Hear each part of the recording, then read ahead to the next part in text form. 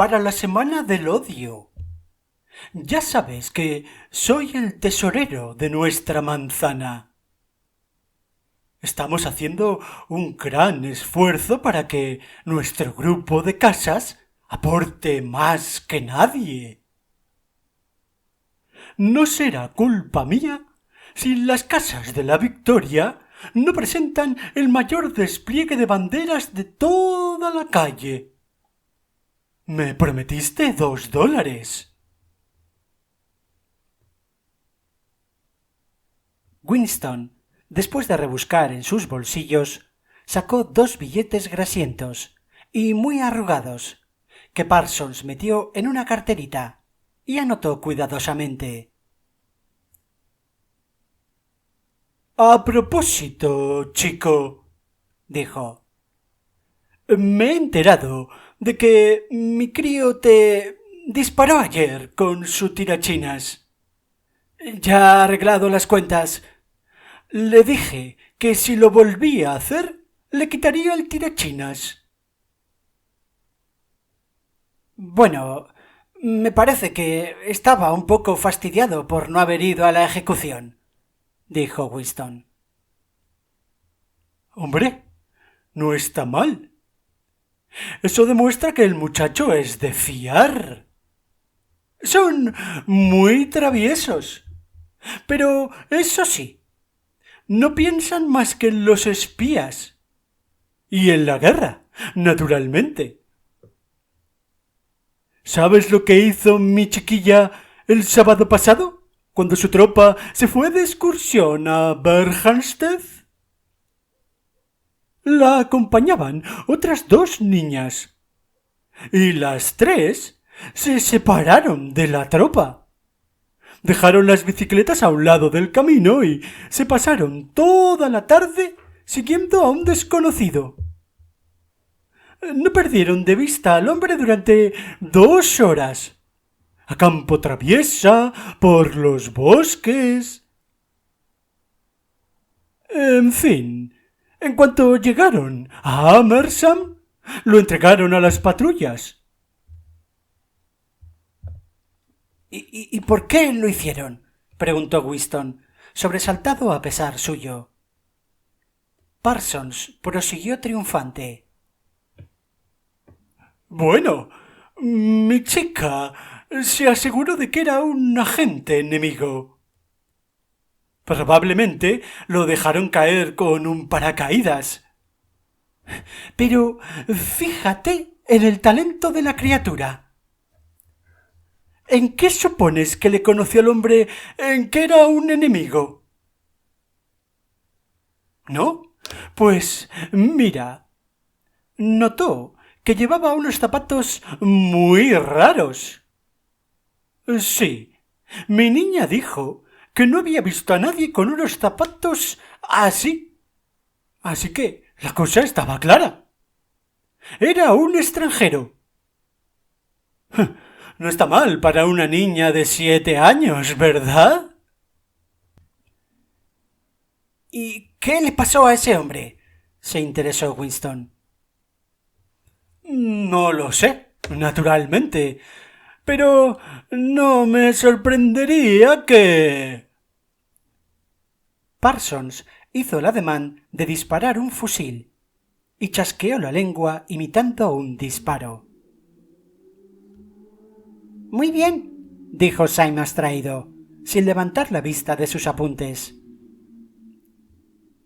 Claro, no podemos permitirnos correr riesgos, asintió Winston, nada convencido.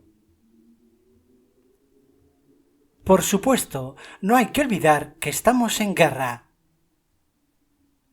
Como para confirmar esto, un trompetazo salió de la pantalla vibrando sobre sus cabezas. Pero esta vez no se trataba de la proclamación de una victoria militar, sino sólo de un anuncio del Ministerio de la Abundancia.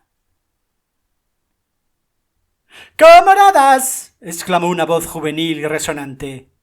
¡Atención, camaradas!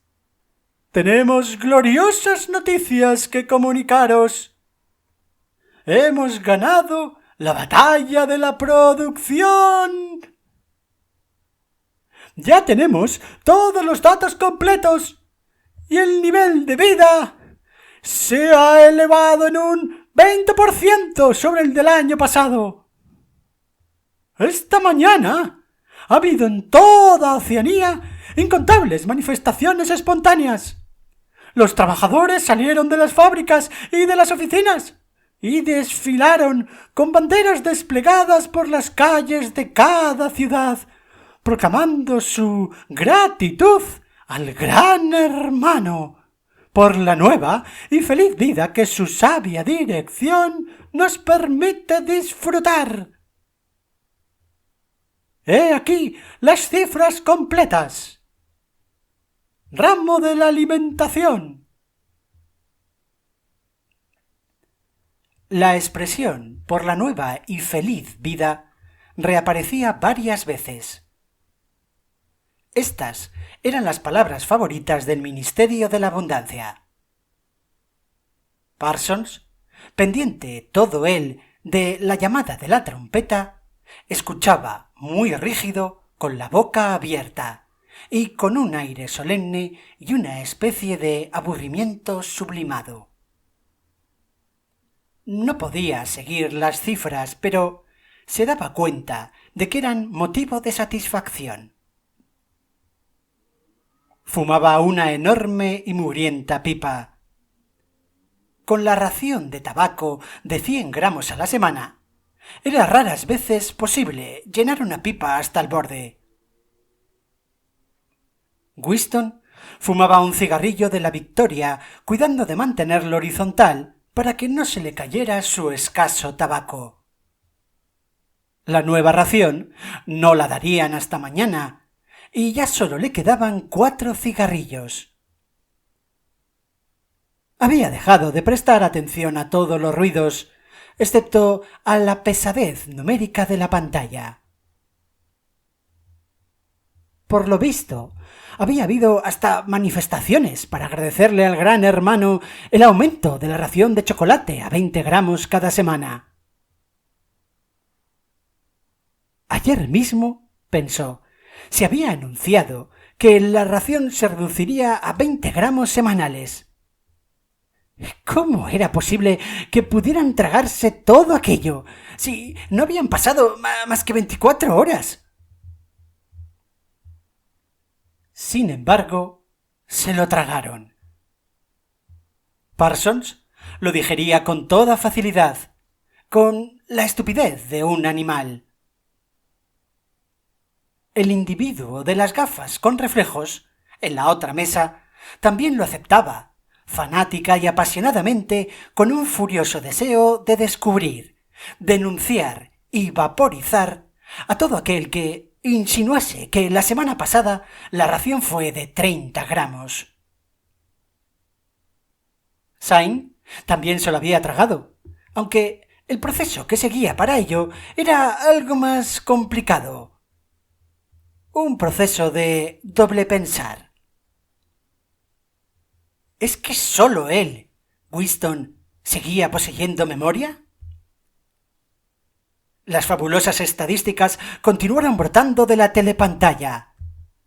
En comparación con el año anterior, había más alimentos, más vestidos, más casas, más muebles, más ollas, más comestibles, más barcos, más autogiros, más libros, más bebés, más de todo, excepto enfermedades, crímenes y locura. Año tras año y minuto tras minuto, todos y todo subía vertiginosamente. Winston meditaba resentido sobre la vida. ¿Siempre había sido así? ¿Siempre había sido tan mala la comida? Miró en torno suyo por la cantina. Una habitación de techo bajo, con las paredes sucias por el contacto de tantos trajes grasientos. mesas de metal abolladas y sillas igualmente estropeadas, y tan juntas que la gente se tocaba con los codos. Todo resquebrajado, lleno de manchas y saturado de un insoportable olor a ginebra mala, a mal café, a sustitutivo de asado y a trajes sucios.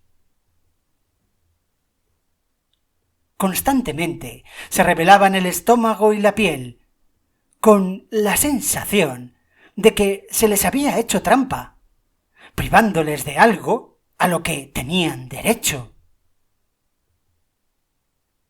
Desde luego, Winston no recordaba nada que fuera muy diferente.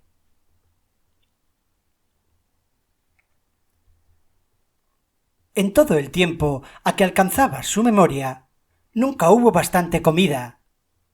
Nunca se podían llevar calcetines ni ropa interior sin agujeros. Los muebles siempre habían estado desvencijados, y en las habitaciones siempre había faltado la calefacción. Los metros iban horriblemente atestados. Las casas se deshacían a pedazos. El pan era negro. El té imposible de encontrar. El café sabía a cualquier cosa. Escaseaban cigarrillos.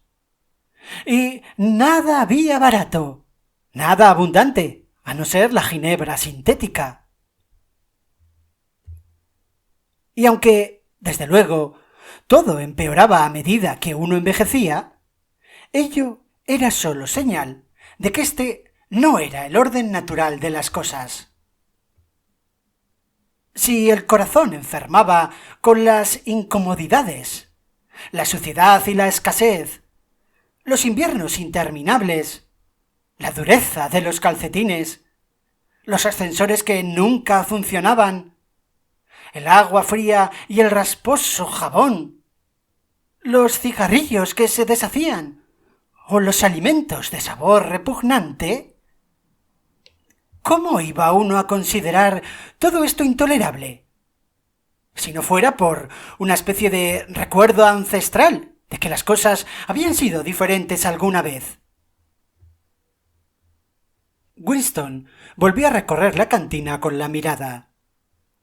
Casi todos los que allí estaban eran feos, y lo hubieran seguido siendo, aunque no hubieran llevado aquellos monos azules uniformes. Al extremo de la habitación, solo, en una mesa, se hallaba un hombrecillo con aspecto de escarabajo.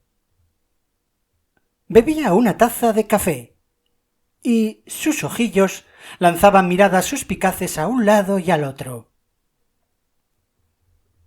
Es muy fácil, pensó Winston, siempre que no mire uno en torno suyo, creer que el tipo físico fijado por el partido como ideal, jóvenes altos y musculosos y muchachas de escaso pecho y de cabello rubio, vitales, tostadas por el sol y despreocupadas, existía e incluso predominaba. Pero, en la realidad, la mayoría de los habitantes de la franja aérea número 1 eran pequeños, cetrinos y con facciones desagradables.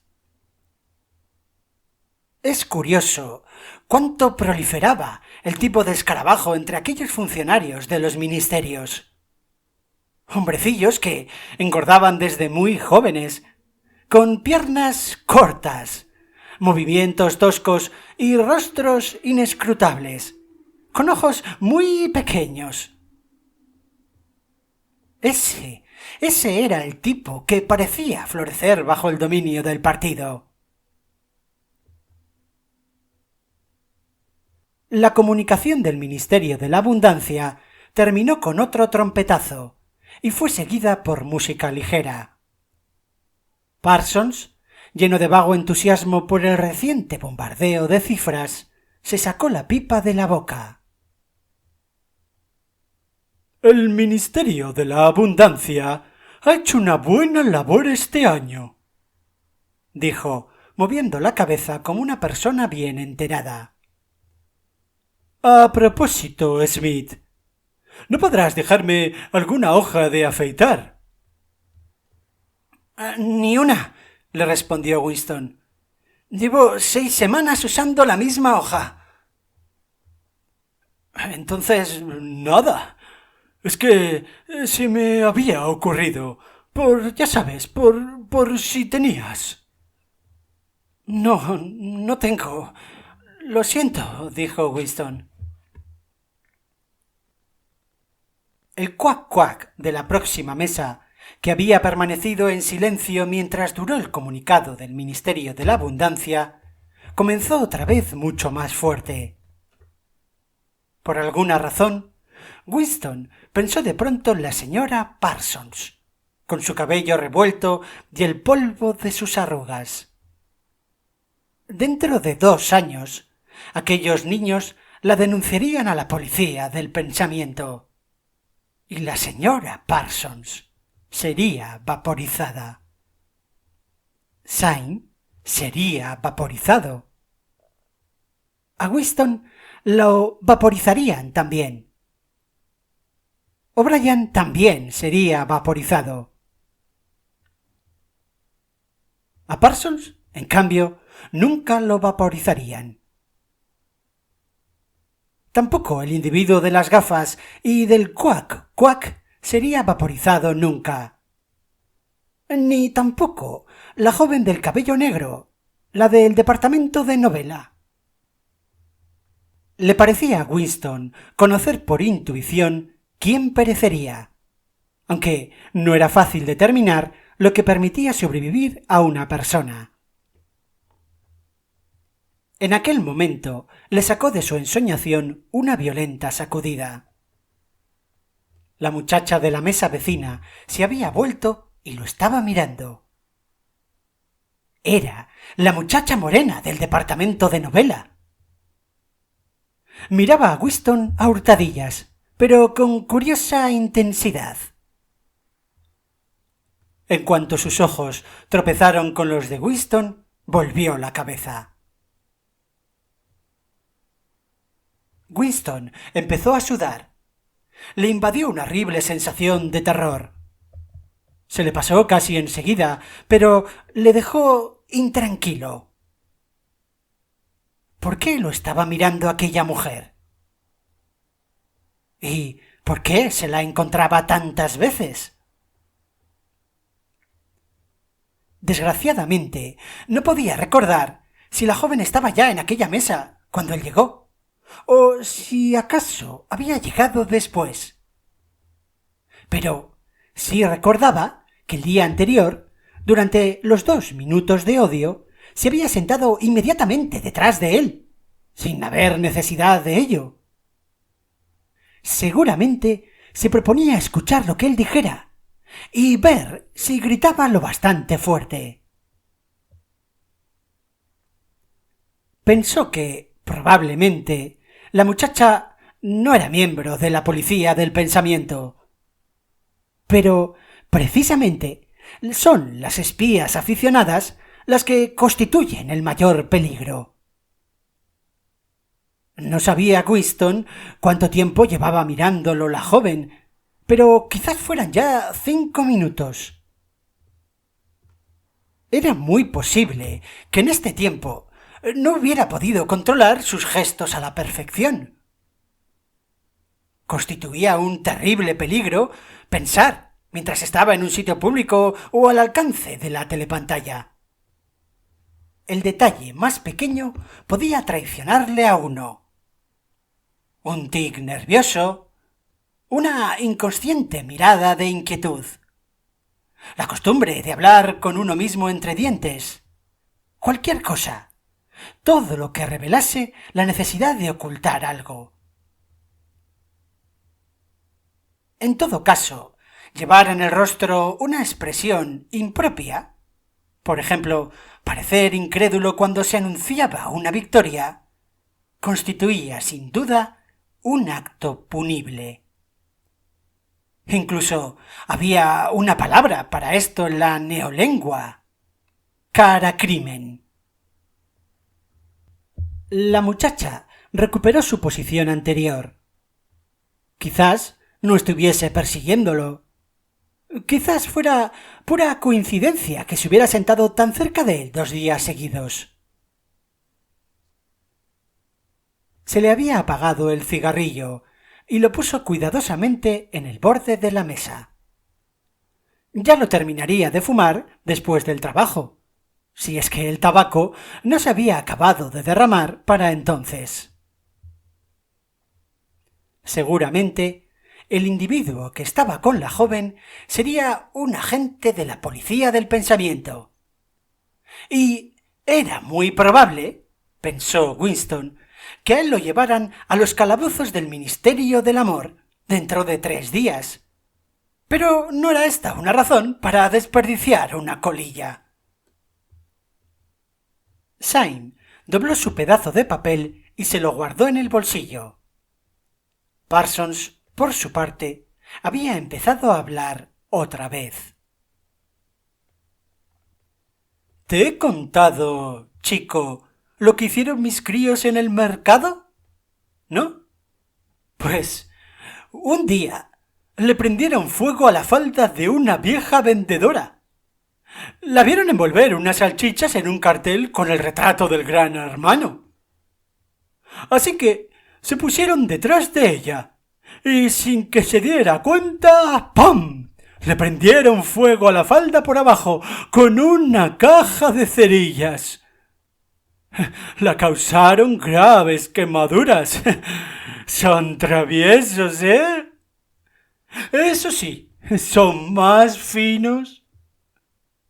Y esto se lo deben a la buena enseñanza que se les da hoy a los niños en Los Espías. Mucho mejor que en mis tiempos. Sin duda, están muy bien organizados. Decidme, ¿qué creen ustedes que les han dado a los chicos últimamente? ¿No? Pues unas trompetillas especiales para escuchar por las cerraduras. Mi niña trajo una casa la otra noche.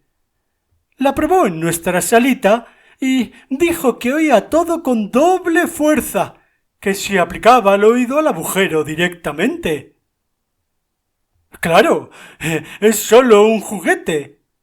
Pero, sin embargo, así se les acostumbra a los niños desde pequeños. En aquel momento, la telepantalla dio un penetrante silbido. Aquella era la señal para volver al trabajo. Así que los 3 hombres se pusieron automáticamente en pie y se unieron a la multitud en la lucha por entrar en los ascensores. Esto hizo que el cigarrillo de Winston se vaciara por completo.